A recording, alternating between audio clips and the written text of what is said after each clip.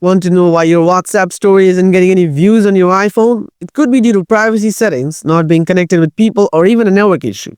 In this video, I'll show you how to fix the WhatsApp story views problem on your iPhone. Solution 1. Change limited audience. First, open up the Settings app on your iPhone. Scroll down to the bottom. After that, tap Apps. Find the WhatsApp app. Tap on it. Now tap on Contacts. Make sure to select Full Access. Tap Allow Full Access from the pop-up. Solution 2. Change Status Privacy.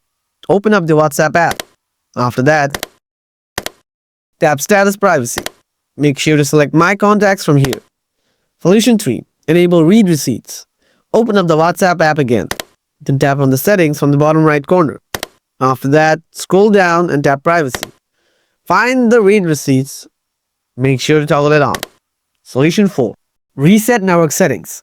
Open Settings, tap General. Scroll down, then tap Transfer or Reset iPhone. After that, tap Reset. Now tap Reset Network Settings. Then enter the passcode of your iPhone if it wants. Tap Reset Network Settings again. After resetting the network, go ahead and check whether your problem is solved or not.